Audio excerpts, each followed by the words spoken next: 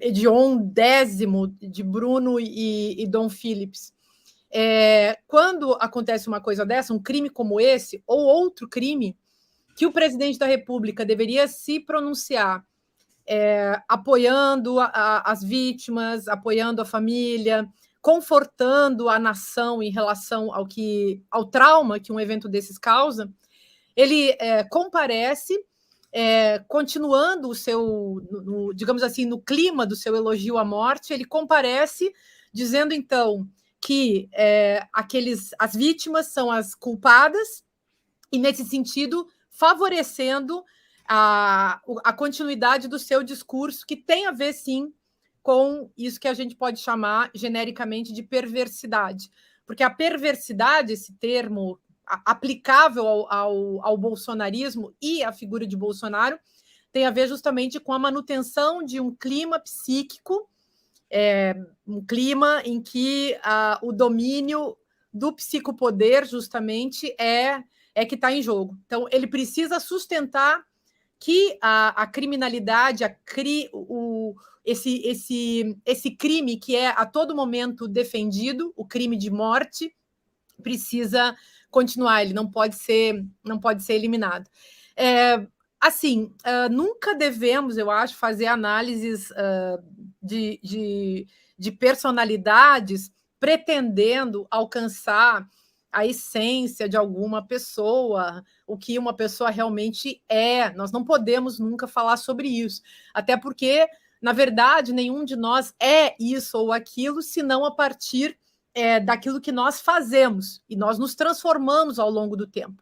Qualquer pessoa se transforma, e qualquer pessoa pode ter a chance, inclusive, de sair de uma postura antiética ou voltada para o mal e se transformar numa pessoa voltada para os direitos humanos, para a defesa, enfim, dos valores democráticos. Então, eu acho que há saída.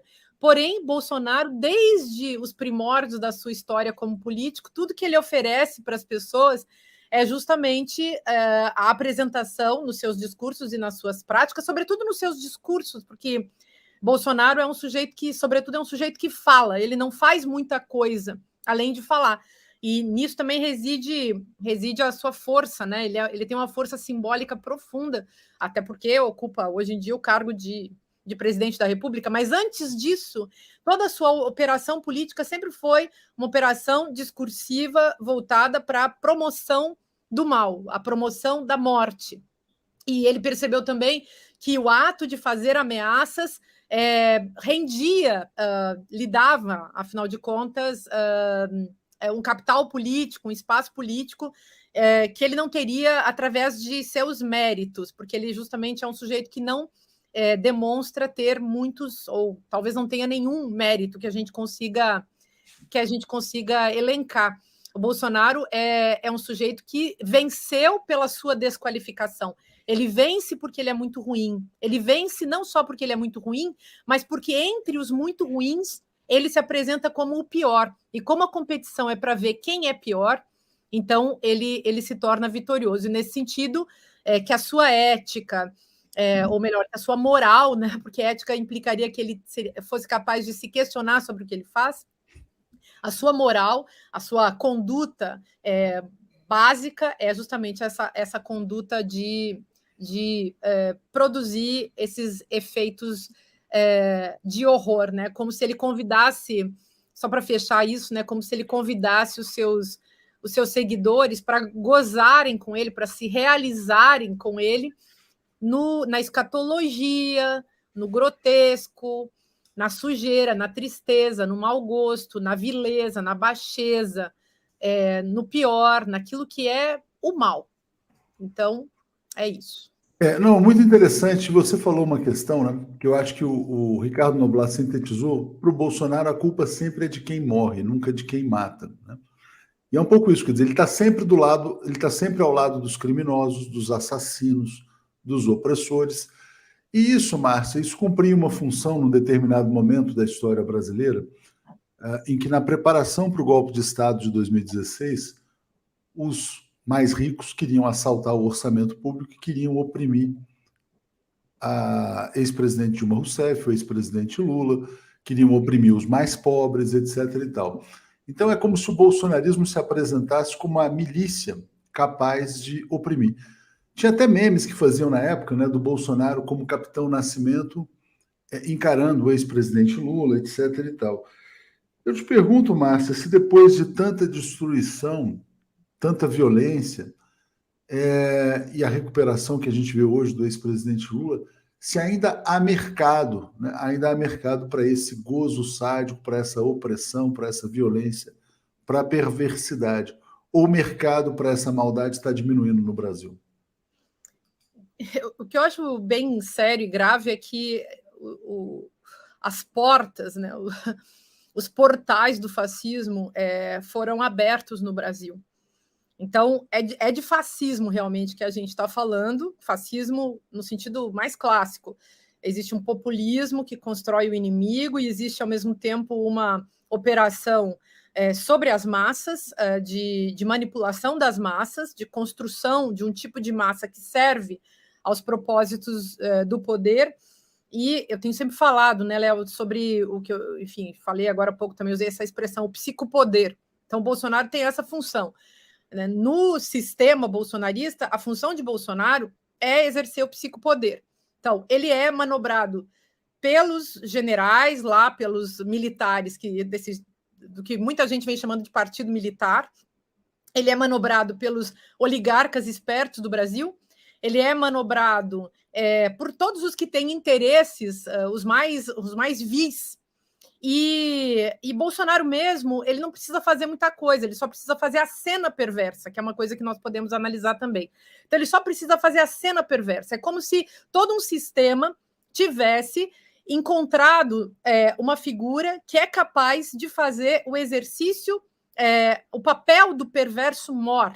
Os outros se escondem atrás desse grande perverso, e o grande líder é o grande perverso. E foi essa posição que o Bolsonaro conquistou, Léo, naquele dia 17 de abril de 2016, no dia da votação no Congresso Nacional, na Câmara dos Deputados, do impeachment, do golpe, enfim, da Dilma. Então, é bom a gente observar isso, né? Que o Bolsonaro ele tem uma função específica e ele vai continuar levando as massas, porque, enfim, se trata de massas. Quando a gente fala de política e de sociedade hoje, nós precisamos pensar como são conduzidas as massas. Não é possível pensar política hoje sem pensar a psicologia das massas, e Bolsonaro é o grande líder, o grande operador dessa psicologia das massas contra a democracia, contra o povo, e inclusive muitas vezes contra as próprias pessoas que estão a defendê-lo, porque existem pessoas pobres, pessoas marcadas por racismo, pessoas marcadas por capacitismo, ou seja, pelo sistema de preconceitos, mulheres, gays, LGBTs, enfim, que defendem Bolsonaro, mas Bolsonaro está contra eles. Pessoas negras que são vítimas de racismo estão a favor dele. Então, eu acho que não vai ser fácil a gente se livrar disso, se não houver um esforço institucional de desfascistização do país. Se esses sujeitos que hoje, como Bolsonaro e seus seguidores, cometem crimes, se essa gente não for, enfim, confrontada e punida nos rigores da lei serve para isso, Constituição serve para isso, lei, instituição que lida com justiça, sistema de justiça serve para isso, e quando não serve para isso, ajuda a instaurar o fascismo. Mas eu queria comentar um detalhe.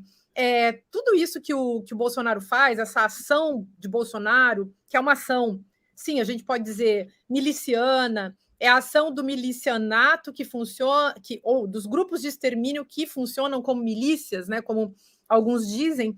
Tudo isso é organizado em torno do eterno processo de culpabilização, quer dizer, a performance dele, né?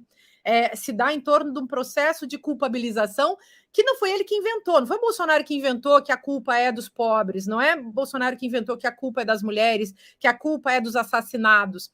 Isso é a ideologia básica das oligarquias, das classes exploradoras. Eles sempre vão botar a culpa nos pobres, eles vão dizer que pobre é pobre porque não trabalha, sendo que os pobres trabalham demais e, quando conseguem ter emprego, E os tais ricos, os oligarcas, tem gente que nunca trabalhou, mas se esconde atrás daquela ideia de meritocracia e por aí vai. Então, as mulheres, nós mulheres, acho que nós temos esse exemplo para ajudar na análise, porque nós sempre somos culpabilizadas das violências que nós sofremos também. Então, a culpa é sempre da vítima, não só no Brasil bolsonarista, mas nessa ordem que você está colocando, na verdade. Né? Então, a ordem econômica. A culpa sempre da vítima, e o capitalismo é um sistema religioso de eterna culpabilização, então, de todas as vítimas, de todos aqueles que não concordam com ele, ou não é só não concordam com ele, mas uma mulher mesma dentro do capitalismo, essa mulher que venha a ser, mesmo que ela seja uma capitalista antifeminista, no momento em que ela discorda ou não concorda, ou que se trata de encontrar uma vítima, não importa, ela será culpabilizada junto.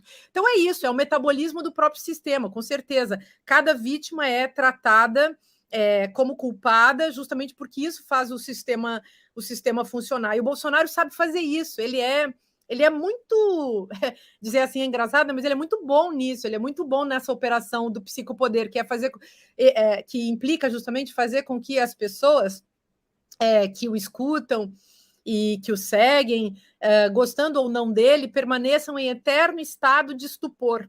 Então, na hora que a gente espera que o grande líder da nação vá se pronunciar com uma palavra de conforto, com uma palavra de justiça, com uma palavra de respeito a qualquer vítima, em qualquer circunstância, o que vem é mais uma palavra de violência, que corrobora a violência e mantém coeso o circuito da violência que precisa ser desmontado.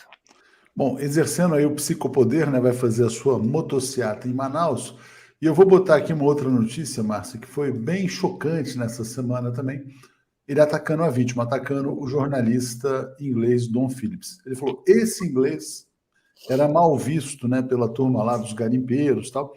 Também atacou o Bruno Pereira dizendo que eles não foram à Amazônia com armamentos para fazer o trabalho deles, né? Desde quando ele precisa estar armado para fazer uma reportagem. E o indigenista para, enfim, fazer o trabalho que ele sempre fez.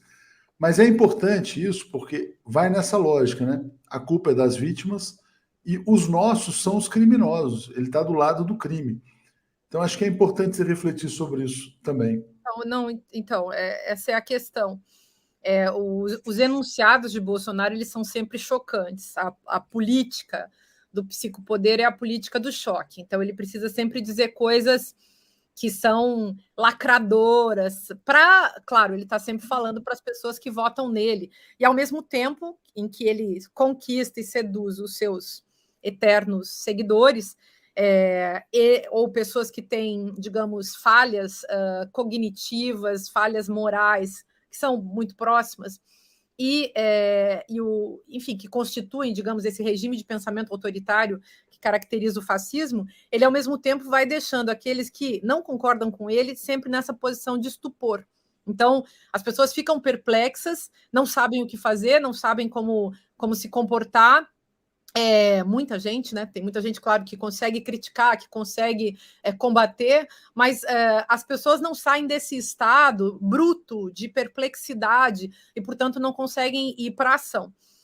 Agora, sim, o que ele diz também, acho que isso é um ponto a ser notado, é que quando ele enuncia, por exemplo, que o Dom Phillips não era benquisto, que ele era mal visto nesse local, ele também está dizendo que qualquer pessoa que é mal vista, qualquer pessoa que é indesejada, qualquer pessoa que é desrespeitosa, ou melhor, enfim, malquista, né, que não se gosta dela em algum ambiente, corre riscos e pronto.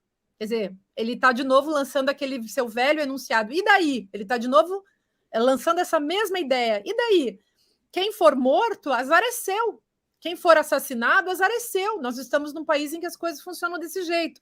E isso é tão terrível, porque isso implica que ele está lançando uma espécie de imperativo da guerra de todos contra todos. Ele quer dizer, se virem aí, a guerra de todos contra todos está instaurada. Só que parece que às vezes ele esquece que a guerra de todos contra todos pode também se voltar contra ele. E o nosso povo, por mais que haja 30% da população que hoje está apoiando Bolsonaro, ou seja, que está fascistizada, existe 70% da população que não está fascistizada. Muitas pessoas que colocaram o pé por esse caminho se deram conta de que era um absurdo e voltaram atrás, porque não tinham entendido, talvez, o processo político, ético e político em jogo, e essas pessoas estão voltando e vão dar uma resposta a Bolsonaro, que é uma resposta democrática, porque se fosse uma resposta simplesmente fascista, matariam o Bolsonaro. Bolsonaro poderia ser morto, inclusive, pelos seus próprios companheiros, porque no contexto do fascismo, o assassinato ele é tão naturalizado que uns matarem os outros não é uma coisa que possa ser considerada irracional ou ilógica. É lógica, faz parte do processo e, para usar esse termo, e faz parte do metabolismo do jogo fascista. Inclusive, entre eles podem se matar. Entre eles costumam olhar se matar. E se o funcionamento do grupo de extermínio, do milicianato enfim, e do fascismo, então, de vez em quando, a gente vê a notícia de que um deles foi exterminado, seja como, por exemplo, queima de arquivo, como foi o caso do Adriano da Nóbrega, seja de outros. Então, isso também é interessante de pensar. O Bolsonaro não está medindo as consequências, como sempre, aliás, do que ele... importante isso que você fala, Márcia, porque, bom, vamos lembrar como terminou o Mussolini, terminou pendurado, né? O Adriano da Nóbrega, ele achava que estava protegido porque ele era o chefe do escritório do crime, blindado pelo bolsonarismo. Quando ele perdeu a utilidade, ele foi descartado. Mas o Bolsonaro, que hoje se vê como chefe, ele pode estar nas mãos de um Braga Neto, de outras figuras que talvez saibam detalhes do seu passado e presente podres, né? Márcia, mas eu queria ainda seguir nessa questão, porque são coisas... Os enunciados são sempre chocantes, né? E eu quero te perguntar, na linha dos enunciados chocantes, se Jesus Cristo era um pistoleiro em potencial, ou se poderia ter sido um pistoleiro, que foi o enunciado mais chocante de todos dessa semana. Jesus Cristo não comprou uma pistola porque não tinha na época em que viveu. Jesus Cristo poderia ter sido um miliciano, pistoleiro, bandido? Nossa, é o cúmulo da distorção, mas isso também faz parte do jogo que eu acho que nós podemos chamar de jogo diabólico. E um jogo diabólico organizado. Diabólico em que sentido? No sentido de que é destrutivo dos laços simbólicos. Então, todos os cristãos do mundo, e mesmo quem não é cristão, mas tem respeito religioso, olha para Jesus Cristo, pensa em Jesus Cristo como um líder espiritual voltado para o bem, e um líder espiritual que trouxe sempre conforto e que promoveu na cultura, na civilização, na nossa civilização, o princípio da compaixão. E o princípio da compaixão implica ter capacidade de reconhecer e de se colocar no lugar do outro como um sujeito do sofrimento. Então, a compaixão é a capacidade de sentir o sofrimento do outro. E Bolsonaro é um sujeito que não demonstra nunca a capacidade de sentir esse sofrimento do outro. Ele não tem respeito com o sofrimento do outro. Então, não tem compaixão nisso, né? A compaixão, nesse sentido, ela seria uma categoria simbólica que produz elos. Nós que temos uma mentalidade democrática, quer dizer, nosso regime de pensamento e nosso regime afetivo é um regime democrático, porque inclui o outro. O outro nos preocupa, nos importa, nós conseguimos nos sentir tocados quando uma outra pessoa sofre. Nós não gostamos de ver pessoas sendo assassinadas, espancadas, a gente não gosta de ver gente passando fome, passando necessidade, crianças sem escola, a gente não gosta de ver árvores sendo cortadas, animais sendo massacrados, enfim, nós não gostamos de ver o sofrimento do outro, mas no fascismo, que implica um regime de pensamento autoritário, as pessoas começam a gozar, a se satisfazer, elas gostam de ver o mundo sendo destruído, gostam de ver o desmatamento, gostam, e é uma questão de gosto, e gosto é uma coisa formada, histórica e socialmente. Então, é possível conduzir as pessoas para um determinado tipo de gosto, e não só um gosto estético, mas um gosto político. Essas coisas andam juntas. E Bolsonaro tem feito isso com seus discursos, com as suas falas chocantes. Ele vai acostumando as pessoas diariamente ao pior.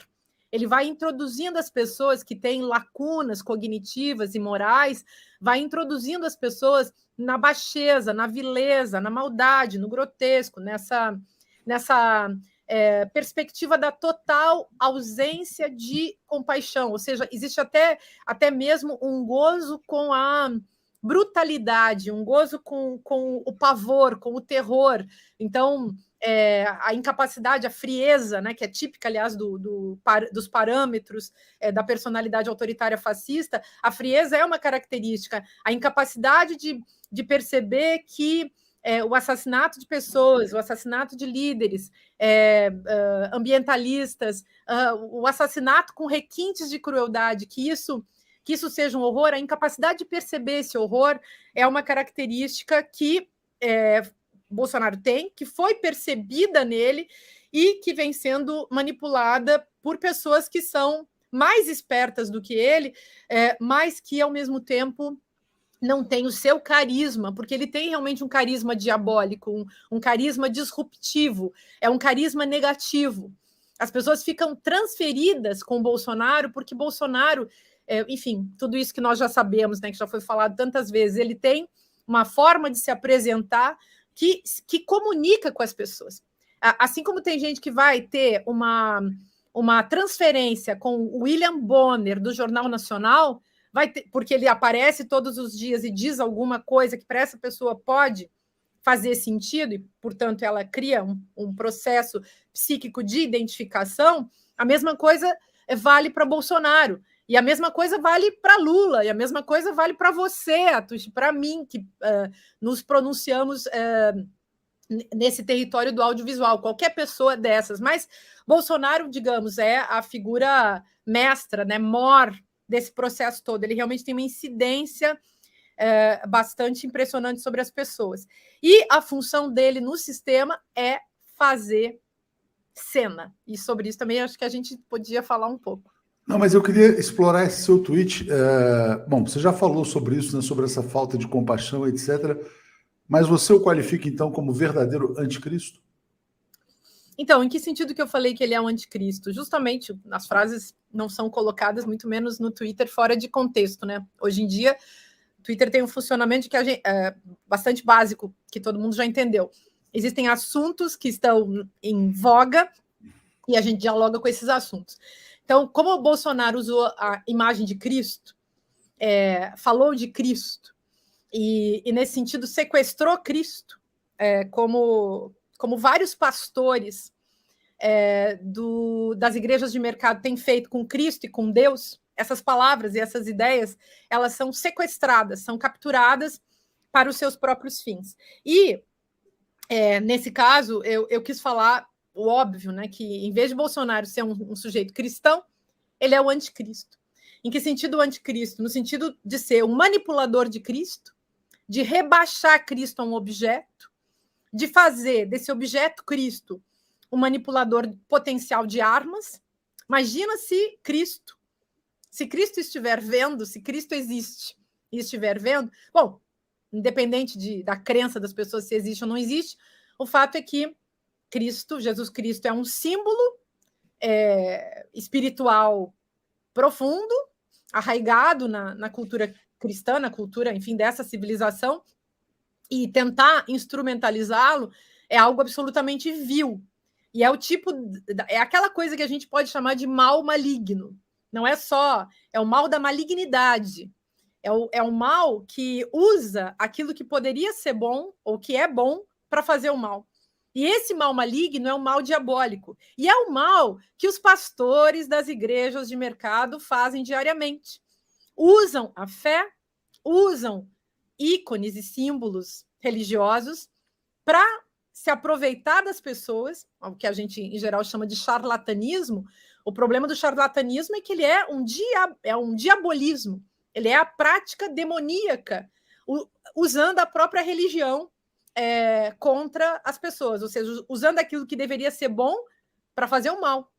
E Bolsonaro faz isso. Ele não é um pastor, mas é como se fosse, porque um líder político é um líder sempre, também um líder pedagógico, é também um líder que conduz as massas, e nesse sentido ele é um anticristo, na posição de uma figura realmente diabólica, demoníaca, que manipula e instrumentaliza Cristo para os seus fins perversos, maldosos e vis. Muito importante, Márcio, isso que você coloca. E pensando aqui em tudo que você falou, eu fico imaginando se não há uma coerência entre, vamos dizer assim, a perversidade, a maldade, tudo isso que o Bolsonaro manipula com seu psicopoder, como você fala, com o estágio atual do capitalismo, que é precisamente esse neoliberalismo absolutamente destrutivo, que ele é predatório, parasitário. Parece que, assim, quer dizer, eu entrevistei vários economistas nessa semana. O Brasil tem sido vítima de um capitalismo predatório, como se não houvesse amanhã. O que eu quero te perguntar é o seguinte, quer dizer, o Bolsonaro ele não expressa, na verdade, o desejo real dos oligarcas brasileiros? Ele não está coerente com a política da Faria Lima? Não tem uma lógica intrínseca nesse tipo de dominação política para a dominação econômica que existe hoje? Então, é por isso que eu acho que é muito coerente a gente aproximar neoliberalismo de fascismo. E, do meu ponto de vista, o fascismo é uma consequência inevitável do capitalismo. Então, o capitalismo, quando ele surge, se a gente busca na história, ele já surge através da exploração do trabalho do outro e da acumulação primitiva, justamente, do capital, e surge se dirigindo aos corpos, para explorar esses corpos e também para assassinar os corpos que se tornam indesejáveis para o sistema. Então, que o capitalismo sempre usou as matanças e as explorações que acabam levando a matanças. A matança das mulheres durante os períodos da chamada caça às bruxas, por exemplo, que é justamente a passagem do feudalismo para o capitalismo. Toda a história da escravização de pessoas é uma história de perversidade, né, entre aspas, e de matança. Então, corpos que são usados e corpos que são rejeitados, que são aniquilados à medida que não servem mais ou que se contrapõem ao sistema. Então, não tem, para mim, é simplesmente o momento ápice do capitalismo, né? O neoliberalismo sendo esse ápice do capitalismo e que o fascismo tenha surgido há 100 anos atrás, quando o neoliberalismo se instaura, e que ele tenha se desenvolvido e tenha ficado latente e volte 80 anos, 100 anos depois, vamos dizer, não é nenhuma novidade. Só que ele volta também transformado, né, Léo? Ele volta sob novas condições históricas e tecnológicas. Então, o fascismo de hoje, ele é, como já escrevi tantas vezes, turbotecno, macho, nazista. Então, é um fascismo que tem novas características ligadas justamente às condições novas e a transformação e o turbinamento, digamos assim, o fortalecimento radical dessas características que sempre estiveram presentes no fascismo, como, por exemplo, o machismo. Então, mas eu queria falar um pouquinho dessa coisa da perversão. Essa palavra, né, a gente está usando muito e eu acho que essa palavra é complexa, dessas palavras difíceis. No mundo da psicanálise, da filosofia, sempre se toma muito cuidado, né, de usar uma palavra como perversão ou perversidade. Então, a gente fala de perversão, há sempre uma discussão lá no campo das sexualidades também, que não vem ao caso a gente falar agora, mas tem toda essa discussão. E desde que a gente começa a fazer análise política, também a partir de parâmetros psicanalíticos, esses termos começam a entrar, né, na nossa pauta. E outro termo que eu acho importante, que aparece muito, sobretudo nos analistas, nos teóricos que analisaram justamente o fascismo há 80 anos atrás, que nem aqueles autores da Escola de Frankfurt, eles usavam também a expressão sadomasoquismo, muitas vezes, que migra justamente da psiquiatria e da psicanálise para a política. Isso é interessante, por quê? Porque é através dessas categorias que a gente consegue entender como se forma a subjetividade dessas figuras que vão depois chegar ao poder e governar as pessoas, e governar o mundo. governar sociedades. Então, o Freud, por exemplo, ele fala que existem 3 estruturas, o psicótico, o neurótico e o perverso. Nesse caso, o perverso seria... A única coisa que eu quero reter dessa ideia freudiana é que o perverso é aquela figura que rompeu com a lei. Então, enquanto o neurótico somos todos nós, porque somos cheios de confusões e cheios de complexidade, ser neurótico ainda para o Freud é uma coisa, digamos, humana e dentre as possibilidades a menos ruim. O psicótico é aquele que perdeu a relação com a realidade, dá para dizer assim, grosso modo, e o perverso é aquela pessoa que, na verdade, perdeu ou não conseguiu constituir uma relação com a lei. Então, ele vive confrontando a lei. E isso é muito típico do bolsonarismo, seja desses bolsonaristas de escritório, escondidos, que praticam seus crimes na base das canetas, seja esses bolsonaristas que praticam seus crimes como sujeitos que mataram Dom. Márcia, é muito interessante você falar sobre isso, rompimento com a lei, porque é interessante, porque a sensação, eu vejo que as pessoas estão sofrendo no Brasil, que o Brasil virou um faroeste, né? Então, dizem o seguinte, a Amazônia é terra sem lei. Mas não é só a Amazônia que é uma terra sem lei, é o Brasil inteiro que virou uma terra sem lei, principalmente depois do golpe de Estado contra a ex-presidente Dilma. Qual que era o objetivo central do golpe de Estado? Não era simplesmente abrir espaço para os madeireiros da Amazônia, era também abrir espaço para, na verdade, transformar a Petrobras numa empresa privada que suga a renda dos brasileiros e transfere toda essa renda para a Faria Lima e para Wall Street, né? O Brasil viveu um golpe institucional, ou seja, a lei foi desrespeitada. Não tem Estado de Direito, tem chacina, tem tudo isso que a gente vai vendo. E aí eu vejo algumas pessoas colocando, pessoas que eu respeito, admiro, jornalistas, cobrando dos meios de comunicação que eles adotem uma postura clara contra o fascismo, né? Ou contra a perversidade, ou contra o Bolsonaro. No dia de hoje, nesta sexta-feira, Márcia, o que está acontecendo? A mídia brasileira associada ao mercado, associada ao neoliberalismo, está fazendo a sua opção pelo fascismo. E eu vou te dar a prova disso. O estado de São Paulo foi o caso mais escatológico. Essa notícia aqui, ó. Justiça decreta sequestro de bens do PCC e de contador ligado a Lula, né? Vamos imaginar, o contador ele fez o imposto de renda do ex-presidente Lula, é um prestador de serviços. Eventualmente ele pode ter prestado serviço para alguém ligado ao PCC. A foto é do Lula como poderoso chefão. O Lula é apresentado como bandido por conta de eventuais crimes cometidos por um contador. Eu até brinquei hoje mais cedo com Paulo Moreira Leite, mas vou usar o exemplo com você, Márcia. Por exemplo, se a pessoa que cortou o seu cabelo, né, cometesse um crime, nenhum editor ia publicar cabeleireira de Márcia Tiburi, cabeleireira ligada a Márcia Tiburi assassinou alguém com a sua foto. Evidente. Então é um crime de imprensa e a imprensa está optando pelo fascismo. E aí vou te mostrar só mais outra notícia, né, que a gente está vivendo um momento em que o Bolsonaro está desesperado, né, não sabe se vai para a eleição ou se vai para o golpe de Estado, está dizendo assim, ó, pode mergulhar o Brasil num caos se não mudar a política de preços da Petrobras, ou seja, se ele não romper com o golpe de Estado, que é a contradição, né? Porque, interessante você falar, o neoliberalismo leva ao fascismo, o capitalismo leva ao fascismo.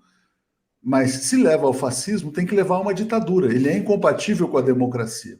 Porque a democracia pressupõe que o povo seja ouvido. E o povo está sendo saqueado e assaltado no Brasil. Então a gente vive uma situação em que a terra sem lei é geral, né? É a Amazônia, a Faria Lima, é tudo isso. E a terra sem lei, ela precisa de um xerife miliciano. Só que o xerife miliciano não ganha eleição. Então, aí a gente está vivendo esse dilema. A gente resgata o pacto democrático ou vai de vez para a ditadura com o apoio da mídia de mercado?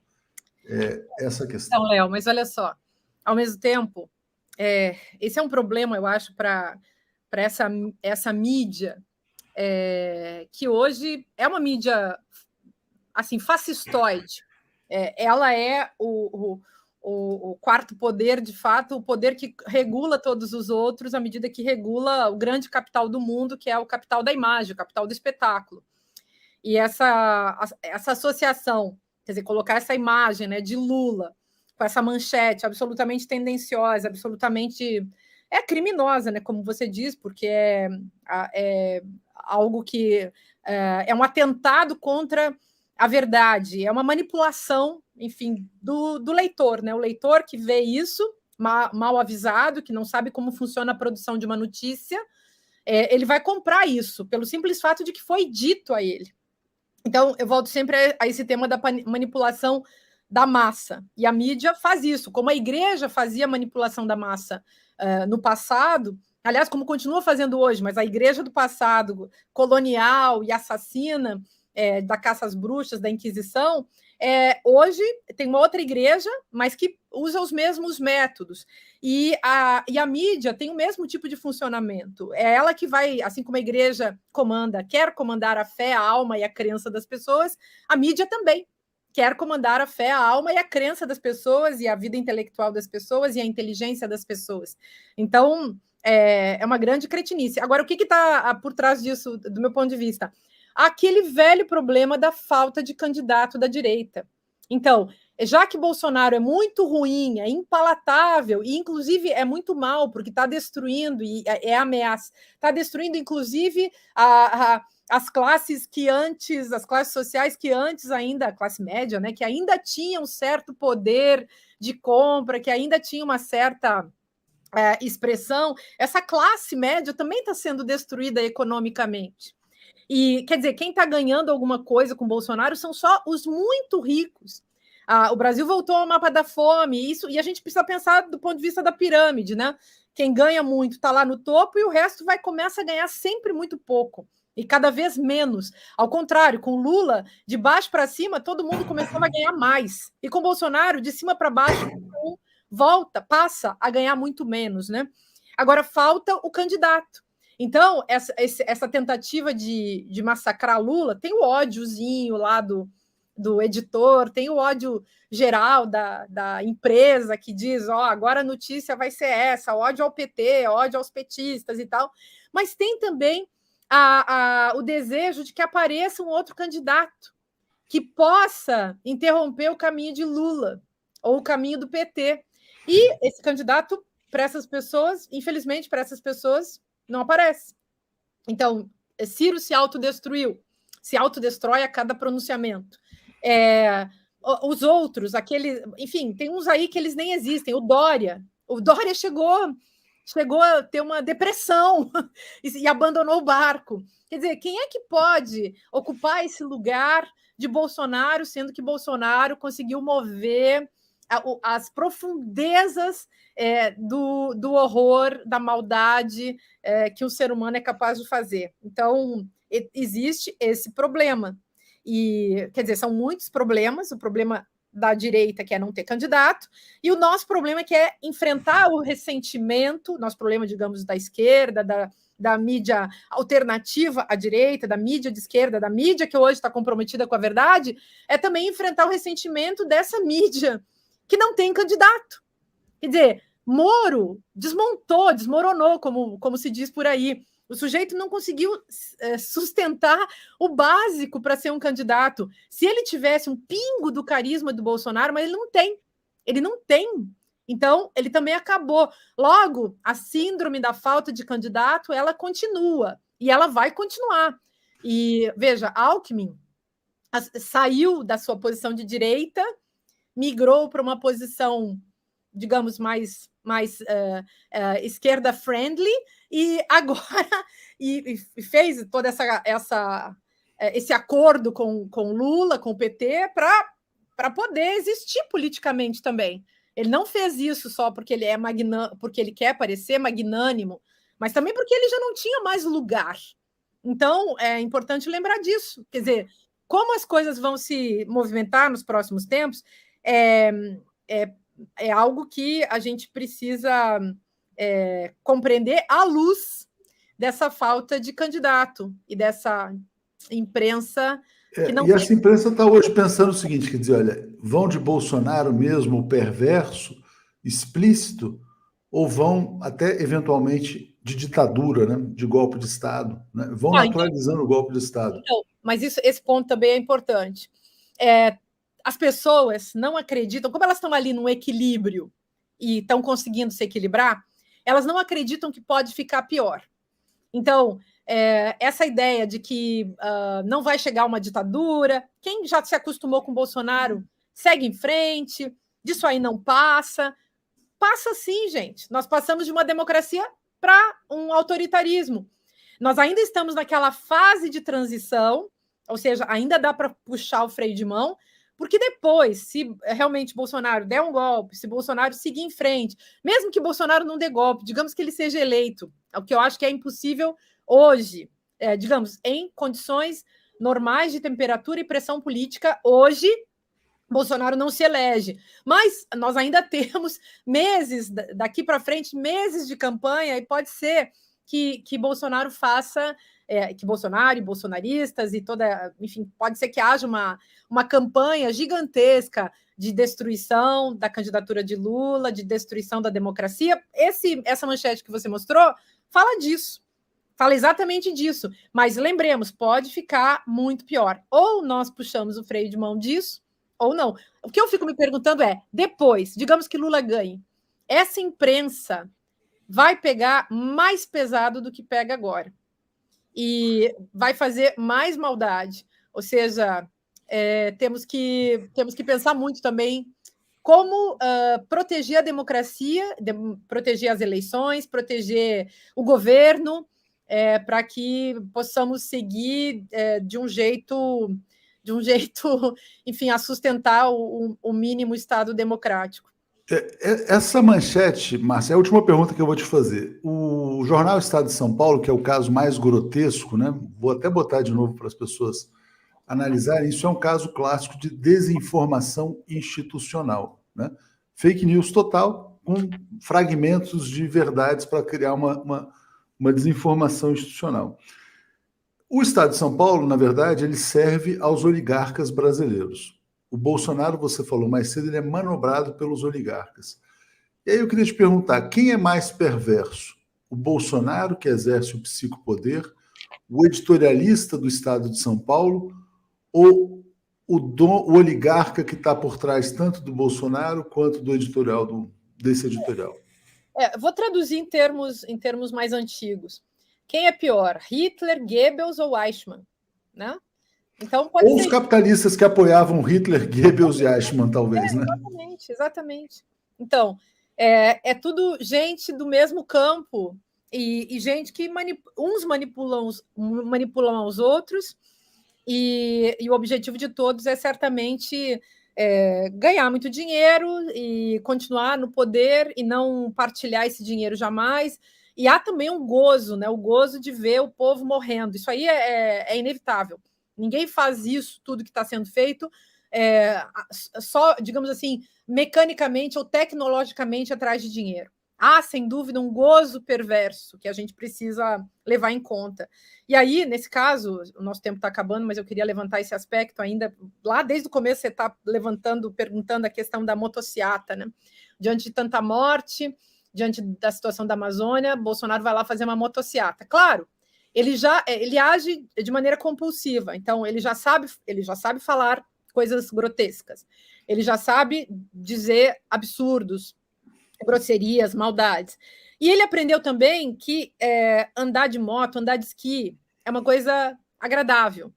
E aí ele pega esse hábito que ele criou, essa tática, que na cabeça dele junta bastante gente e desvia a atenção, e ele segue fazendo isso. É a produção da cena.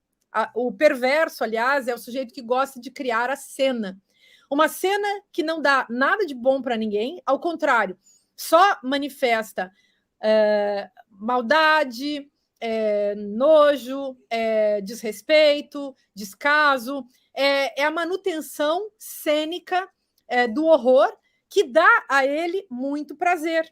E por isso ele não vai querer sair disso tão tranquilamente. Talvez Bolsonaro saia se, num acordo político, permitirem que ele não seja preso, se ele puder ir embora para a Itália, né? Porque agora ele tem passaporte, ou está buscando um passaporte, ele e a sua família, italiano, e se lá ele puder viver nas praias com seu jet ski e puder fazer suas passeatas de moto, e ele fica nessa posição de curtição, que no caso do Brasil, como ele é o presidente da República, se torna uma espécie de gozo master, de gozo super ultra plus, porque ele consegue apavorar e assustar a nação inteira, exceto esses 1% que se beneficiam realmente do que ele faz no Brasil, que são o Partido Militar, que são esses oligarcas, que são esses capitalistas, que são pessoas,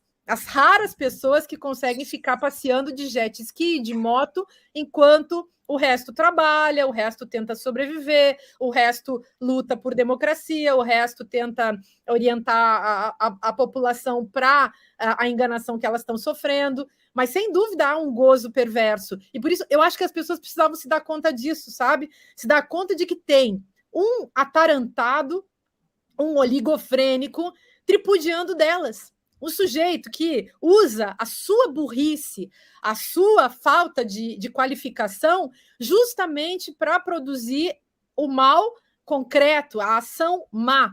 E ele usa essa cena como uma performance, seja em que território for, inclusive no momento em que ele vai fazer a motociata, que é a novidade dos últimos tempos, ele usa isso sempre para causar mal-estar e desconforto nos outros. E com as suas falas, com as suas lives, com suas motocicletas, todo o tempo esse o projeto. Ele massacra a mente das pessoas. Tem um negócio que chama gaslighting, e que tem a ver justamente com esse horror psíquico que você pode provocar numa pessoa, fazendo com que ela se sinta um nada, fazendo com que ela se sinta burra, imbecil, idiota, humilhando a pessoa. E é isso que o Bolsonaro faz de maneira especializada, ele é realmente muito bom nisso, e vários outros tentam imitá-lo, e muita gente o acompanha. E quem o acompanha é porque também astuciosamente percebe que isso traz essa capitalização política bem importante para aceder ao poder. Obrigado, Márcia, mais uma vez, sempre um prazer falar com você, e até a próxima oportunidade. Obrigada, um abraço, tchau, tchau.